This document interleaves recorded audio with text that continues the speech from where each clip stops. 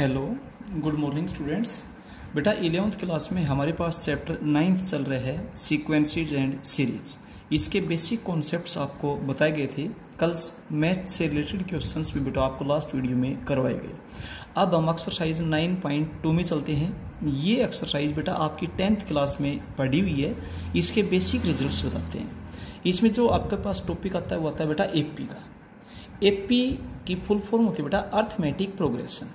अब किसी भी सीक्वेंस को आप एपी कब बोलते हैं? जैसे मान लीजिए कोई भी एक सीक्वेंस, आपको कल सीक्वेंस एंड सीरीज के बारे में बताया गया था। जब हर टर्म के बीच में आप कोमाज का यूज करते हैं तो उस सीक्वेंस को बेटा आप एपी बोलते हैं। और जब हर टर्म के बीच में या तो प्लस या माइनस का सिंबल यूज करते हैं तो उसको बोलते हैं बेटा आप सीरीज। तो चैप्टर का नाम है सीक्वेंसेस एंड सीरीज।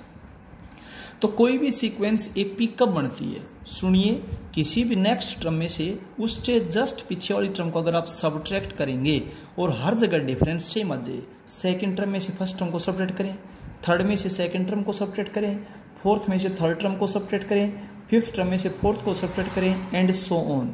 तो इस तरीके से बेटा जब हर जगह डिफरेंस सेम आएगा तो उस सीक्वेंस को एपी बोलेंगे आगे। अगर ऐसा एक भी जगह डिफरेंट हो गया, एक भी रिजल्ट ऐसा हुआ जो मैच नहीं हुआ, A2 minus A1, A3 minus A2, A1 means first term, A2 means second term, A3 means third term, A4 means fourth term and so on, AN means nth term.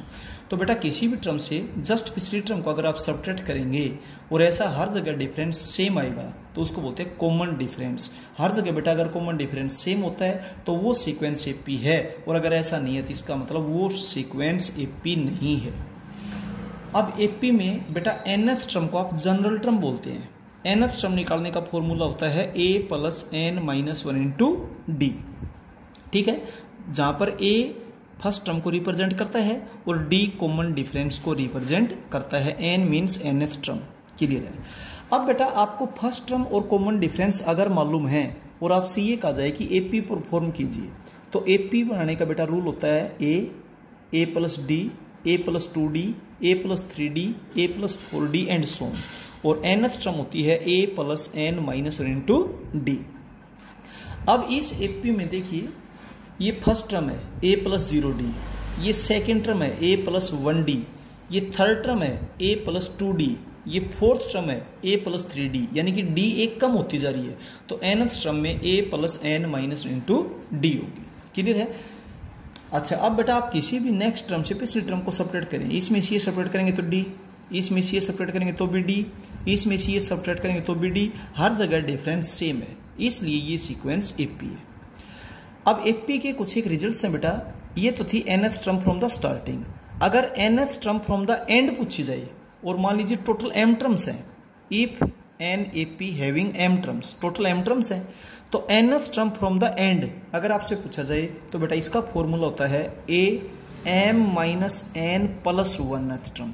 आप ये term बताएंगे तो ये last से nth term होगी m minus n plus 1। और इसमें जब आप nth टर्म वाला फॉर्मूला लगाएंगे तो n की जगह m minus n plus 1 put करेंगे तो a प्लस दिस माइनस 1। तो इसमें से बेटा जो 1 सब्ट्रैक्ट करेंगे तो m माइनस n बचेगा इंटू डी।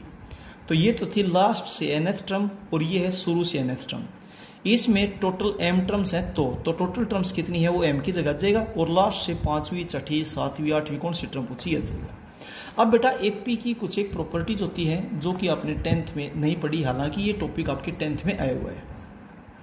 कोई भी एक सीक्वेंस एपी है, उसकी हर टर्म को सेम नंबर से इंक्रीज कर दीजिए, यानी कि हर टर्म में सेम नंबर ऐड कर दीजिए, तो सीक्वेंस तो चेंज हो जाएगी बट रहेगी वो एपी। हर टर्म में सेम नंबर सब्ट्रैक्ट कर दें, यानी कि हर टर्म को सेम नंबर से डिक्रीज कर दिया जाए तो भी वो एपी ही रहेगी। सीक्वेंस चेंज होगी बट रहेगी एपी। हर टर्म को सेम नंबर से मल्टीप्लाई कर देंगे तो भी बेटा वो एपी ही रहेगी। और हर टर्म को सेम नंबर से डिवाइड कर देंगे तो भी बेटा रिजल्टिंग सीक्वेंस एपी ही रहेगी। क्लियर है? A constant quantity then the resulting sequence is still an AP, तो भी रिजल्टिंग सीक्वेंस जो है वो AP ही रहेगी। क्लियर है? इसके बाद बेटा नेक्स्ट प्रॉपर्टी, आप कोई भी एग्जांपल ले सकते हैं। कोई भी एक AP ले लीजिए, उसमें हर टर्म में सेम नंबर ऐड कर दें तो भी AP रहेगी। हर टर्म में से सेम नंबर को सब्ट्रैक्ट करेंगे तो भी AP रहेगी। हर टर्म को सेम नंबर से मल्टीप्लाई करेंगे तो भी एपी रहेगी, हर टर्म को सेम नंबर से डिवाइड करेंगे तो भी रिजल्टिंग सीक्वेंस एपी ही रहेगी। आप कोई भी एग्जांपल लेकर देख सकते हैं, बट जो एपी लेते हैं वो एपी ही हो। क्लियर है? इसके बाद बेटा next result, in an AP of n terms, एक एपी है जिसमें टोटल एन टर्म्स है, sum of terms equidistant from the beginning and end. बेटा शुरू से पहली टर्म, लास्ट से पहली टर्म, शुरू से दूसरी टर्म, लास्ट से दूसरी टर्म, शुरू से तीसरी टर्म, लास्ट से तीसरी टर्म, इस टाइप से आप टर्म्स को लेकर देख लेना बेटा, उन सभी का सम सेम आएगा। और कितना होगा? जो फर्स्ट और लास्ट टर्म का सम है ना, उतना ही आएगा। आप कोई भी एपी लेकर के देख सकते हैं, उसमें फर्स्ट और लास्ट टर्म को ऐड करो, उतना ही सम होगा शुरू से दूसरी और लास्ट से दूसरी टर्म का, उतना ही सम होगा शुरू से तीसरी और लास्ट से तीसरी टर्म का, उतना ही सम होगा शुरू से चौथी और लास्ट से चौथी टर्म का। आप चाहे कितने भी टर्म्स ले लेना उस एपी के अंदर। क्लियर है? इसके बाद बेटा कोई भी दो एपी ले लीजिए आप, जिसमें नंबर ऑफ टर्म्स सेम होनी चाहिए, टर्म्स सेम नहीं, नंबर ऑफ टर्म्स सेम होनी चाहिए। उन दोनों को अगर आप ऐड करेंगे तो भी रिजल्टिंग सीक्वेंस एपी रहेगी। उन दोनों को सब्ट्रैक्ट करेंगे, फर्स्ट टर्म में से फर्स्ट टर्म, सेकंड में से सेकंड, थर्ड में से थर्ड, फोर्थ में से फोर्थ, तो बेटा जो डिफरेंस आएगा वो भी एपी ही होगी। बट प्रोडक्ट और डिवीजन के बारे में हम कुछ भी नहीं कह सकते। Product of division of two APs may not be an AP, वो एपी हो भी सकती है और नहीं भी बेटा। क्लियर है? अच्छा, ये तो थे बेटा basic results, basic properties of AP. AP का टॉपिक आपने 10th क्लास में पढ़ा हुआ है। इसके बाद बेटा हम एक्सरसाइज स्टार्ट करते हैं 9.2। 9.1 की एक्सरसाइज आपको करवा दी गई थी। 9.2 की एक्सरसाइज में बेटा फर्स्ट क्वेश्चन क्या है देखिए, एक सीक्वेंस दे रखी है 7, 2, -3, -8, और ये चेक करवाया गया कि ये सीक्वेंस एपी है या नहीं। तो बेटा आप सेकेंड टर्म में से फर्स्ट टर्म को सब्ट्रैक्ट कीजिए, -5 आएगा। थर्ड टर्म में से सेकेंड टर्म को सब्ट्रैक्ट कीजिए, ये भी -5 आया। फोर्थ टर्म में से थर्ड टर्म को सब्ट्रैक्ट करेंगे, ये भी -5 आएगा। हर जगह कॉमन डिफरेंस सेम है, और सेम है तो बेटा ये सीक्वेंस एपी है। अदरवाइज एक भी जगह अगर डिफरेंट रिजल्ट आता तो इट मीन्स ये सीक्वेंस एपी नहीं है। अब इसमें आपसे आगे जनरल टर्म और पूछी गई है। आपसे बताया गया था कि nth टर्म को जनरल टर्म कहा जाता है। जनरल टर्म का फॉर्मूला होता है a + n - 1 × d। आप a और d, a होता है फर्स्ट टर्म और d होता है कॉमन डिफरेंस। यहाँ पे फर्स्ट टर्म है 7 और कॉमन डिफरेंस है -5, तो a की जगह 7 और d की जगह -5 पुट कर दें। अब सुनिए, d इसके साथ मल्टीप्लाई में है। अगर d की वैल्यू नेगेटिव है तो इसको ब्रैकेट में लेना बहुत जरूरी है, अदरवाइज इस टर्म में से 5 सब्ट्रैक्ट हो जाएगा। तो ध्यान दीजिए, जब कोई नेगेटिव नंबर मल्टीप्लाई में होता है तो आप उसको ब्रैकेट में जरूर डालिएगा। अब इसकी कैलकुलेशन करेंगे तो 7 - 5n + 5, 7 + 5 क्या हो जाएगा 12 - 5n। अब आपसे यूं पूछा जाए 10th टर्म बताइए, तो n की जगह आप डायरेक्ट यहाँ पे 10 पुट कर दे। 15th टर्म बताइए, n की जगह यहाँ पर डायरेक्ट 15 पुट कर दे। क्लियर है? इसके बाद इस क्वेश्चन का बेटा सेकंड पार्ट, इसमें एक सीक्वेंस की nth टर्म दे रखी है। nth टर्म है 2n² + 1, और ये चेक करना है कि ये सीक्वेंस एपी है या नहीं। तो सबसे पहले हम सीक्वेंस फाइंड आउट करते हैं। n की जगह पुट कर दीजिए 1, 2, 3, 4। तो जब n की जगह 1 पुट करेंगे तो फर्स्ट टर्म आपके पास आ जाएगी 3। जब n की जगह आप 2 पुट करेंगे और कैलकुलेट करेंगे तो सेकेंड टर्म आपके पास 9 आ जाएगी। जब आप n की जगह 3 पुट करेंगे तो थर्ड टर्म आपके पास 19 आ जाएगा। अब बेटा सेकेंड टर्म में से फर्स्ट टर्म को सब्ट्रैक्ट करें, 6 आएगा। थर्ड टर्म में से सेकेंड टर्म को सब्ट्रैक्ट करें, 10 आ गया। ये अपने आप में डिफरेंट है। यहाँ पर डिफरेंस सेकेंड और फर्स्ट टर्म का डिफरेंस 6 है, थर्ड और सेकेंड टर्म का डिफरेंस 10 है। डिफरेंस अलग अलग हो गया तो इसका मतलब कॉमन डिफरेंस सेम नहीं है, और सेम नहीं, इसका मतलब this sequence is not an AP. AP check करने का एक और पैटर्न, आपको nth टर्म दे रखी है। अगर कोई भी सीक्वेंस एपी है तो हर जगह डिफरेंस सेम आता है। आप किसी भी टर्म से जस्ट पिछली टर्म को सब्ट्रैक्ट करें, तो मैं nth टर्म में से n - 1th टर्म को सब्ट्रैक्ट करता हूँ। अब nth टर्म आपको दे रखा है 2n² + 1। इसमें से n - 1th टर्म को जब सब्ट्रैक्ट करेंगे तो जब आप nth टर्म जानते हैं तो n - 1th टर्म तो फाइंड आउट कर ही सकते हैं। जहां पर n है वहां पर n - 1 लिख दे।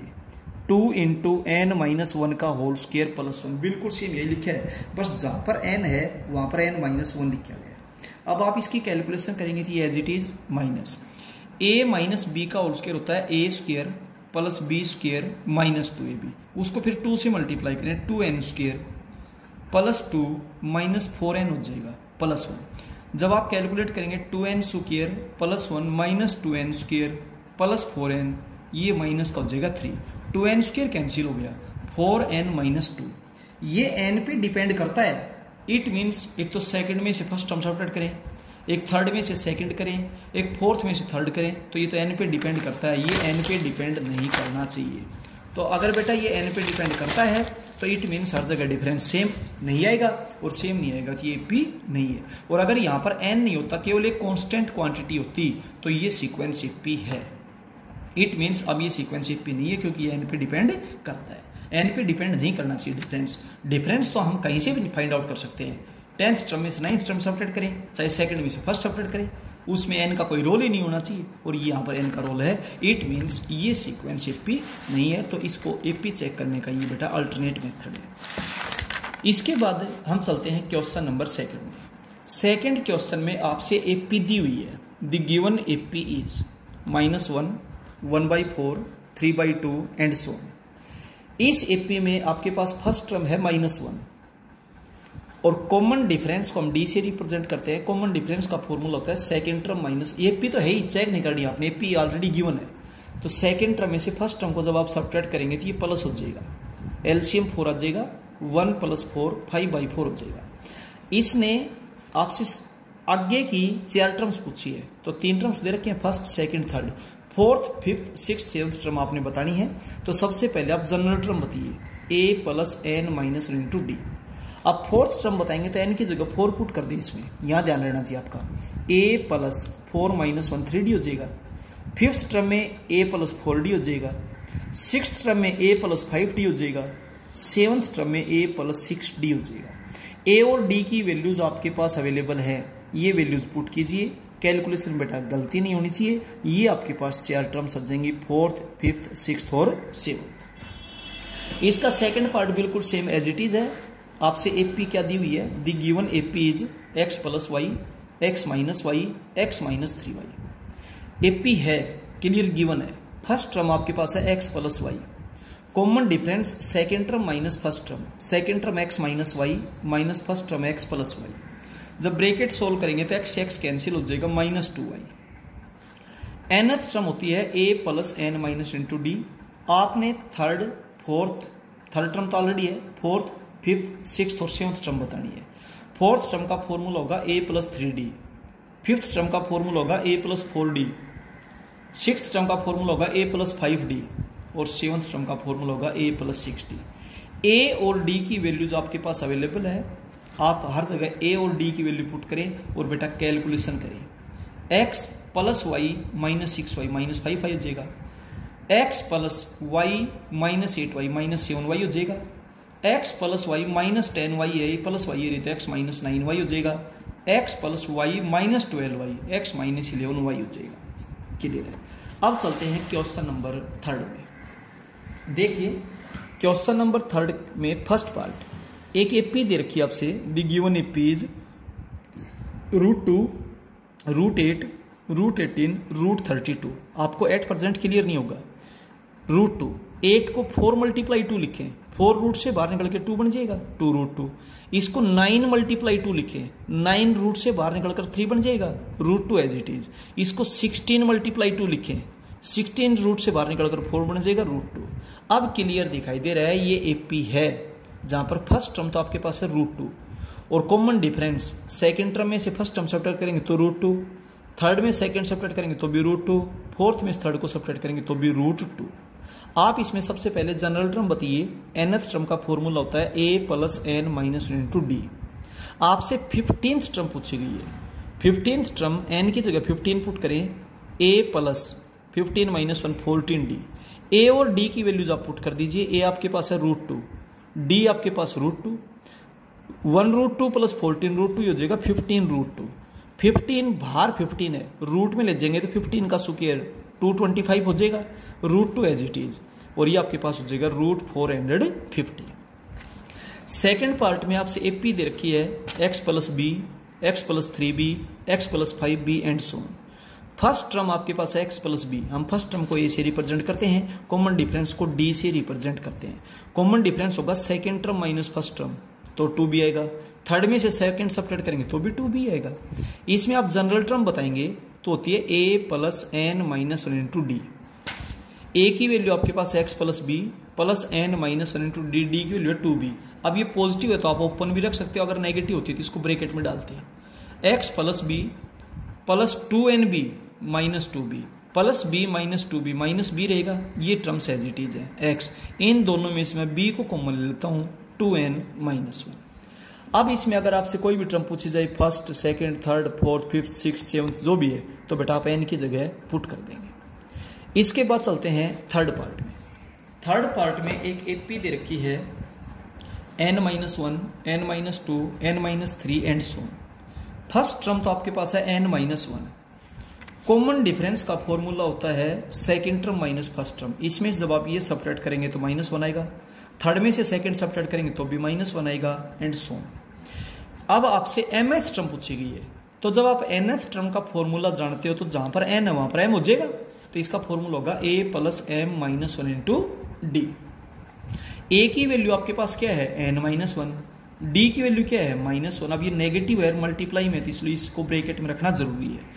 n minus 1 minus m plus 1 से 1 कैंसिल हो जाएगा, n माइनस एम। ये बेटा आपके पास रिजल्ट हो गया। ये आपके पास थी mth टर्म। इस तरीके से बेटा इस एक्सरसाइज के थर्ड क्वेश्चन तक हम कंप्लीट कर चुके हैं। इनको अपनी फेयर नोटबुक में बहुत अच्छे से साफ और सुंदर कीजिए। किसी भी टाइप की अगर आपको प्रॉब्लम महसूस होती है तो बेटा फोनिकली पूछिए, व्हाट्सएप पे पूछिए या जूम मीटिंग में डिस्कस कीजिएगा। लेकिन बेटा बहुत आसान टॉपिक है, बिल्कुल 10th वाला टॉपिक है। आपको एक तो जनरल टर्म का फॉर्मूला मालूम होना चाहिए। nth टर्म जनरल टर्म होती है a plus n minus into d. AP बनाने का रूल होता है a plus d, a plus 2d, a plus 3d and so. Clear है। और बेटा a मीन्स होता है फर्स्ट टर्म और d मीन्स होता है कॉमन डिफरेंस। इस तरीके से बिल्कुल 10th का टॉपिक है बेटा, अच्छे से करें, साफ और सुंदर करें। और किसी भी टाइप के डाउट्स के लिए बेटा व्हाट्सएप पे पूछे, जूम मीटिंग में पूछे या फोनिकली पूछे। Okay, thank you.